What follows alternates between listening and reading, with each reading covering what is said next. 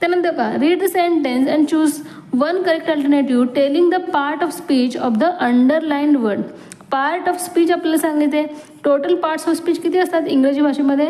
8. याचाच अर्थ काय? शब्दांच्या जाती. मग शब्दांची जाती 8 आहेत. मग इथे पहा अंडरलाइन वर्ड कोणतं आहे? Last Sunday Sonal brought this book for me. Brought, मग हे काय आहे? ब्रॉट म्हणजे काय? आणणे. ब्रिंगचं भूतकाळी रूप आहे ब्रॉट, म्हणजे हे काय आहे? क्रिया. मग क्रिया दर्शवणाऱ्या शब्दाला आपण इंग्लिशमध्ये काय म्हणतो? वर्ब.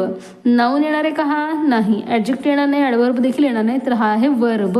वर्ब या पार्ट्स ऑफ स्पीचमध्ये तो वर्ड येतो. 4 नंबरचा पर्याय बरोबर आहे. Next, if why is to reason, when is to time, then how is to question mark. Place, manner, obligation का सजेशन. वाय हा जो काही WH वर्ड आहे याचा वापर आपण रिझन सांगण्यासाठी म्हणजे कारण सांगण्यासाठी करतो. व्हेन टाइम सांगण्यासाठी. मग हाऊ कशासाठी करतो आपण? तर हाऊचा वापर आपण ते क्रियेची रीत दर्शवण्यासाठी करतो. मग क्रियेची रीत म्हणजेच काय? मॅनर. 2 नंबरचा पर्याय हा इथे बरोबर असणार आहे. याच पर्यायाला तुम्हाला टिक करायचे आहे.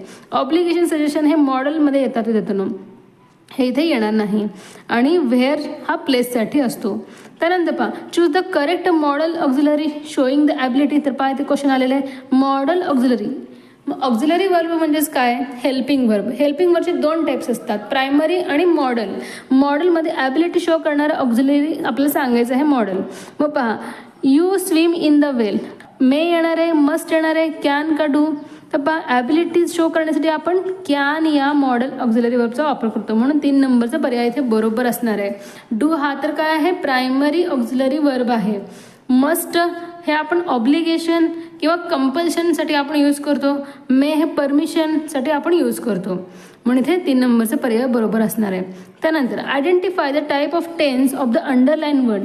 When the boys were returning home from the play field it started raining all of a sudden.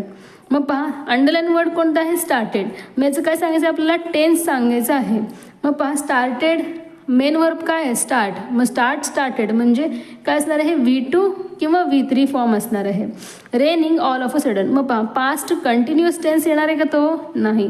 Past कंटिन्युअसमध्ये वॉज आणि वर्बला ING फॉर्म असतं. हेल्पिंग वर्ब तिथे इम्पॉर्टंट असतं कंटिन्युअस टेन्समध्ये. सिम्पल पास्ट टेन्समध्ये V2 फॉर्म येतं. मग पहा स्टार्टचं V2 आणि V3 सेमच आहे, म्हणजे हेच असणार आहे आपलं योग्य उत्तर.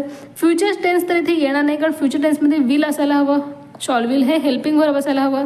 सिम्पल प्रेझेंट टेन्स येणार आहे का? नाही, कारण सिम्पल प्रेझेंट टेन्समध्ये वर्बचा V1 फॉर्म असतो, म्हणून इथे 2 नंबरच्याच पर्यायाला गोल करायचं विद्यार्थ्यांना तुम्हाला. त्यानंतर पहा complete the dialogue with correct option म्हणलेलं आहे. Father says when are you going to Goa on a trip. Manu says on Monday papa. मग फादर सेज, मग मनू सेज यस पापा. मग इथे काय म्हणलं असेल फादरनी ते आपल्याला ऑप्शनमधून सांगायचं आहे. ऑन मंडे काही क्वेश्चन विचारलेलं असणार आहे ना फादरनी, म्हणूनच इथे यस पापा ती म्हणत आहे. ऑन विच डे असं विचारलंय का? कारण डेचा तर आधीच उल्लेख झालेला आहे.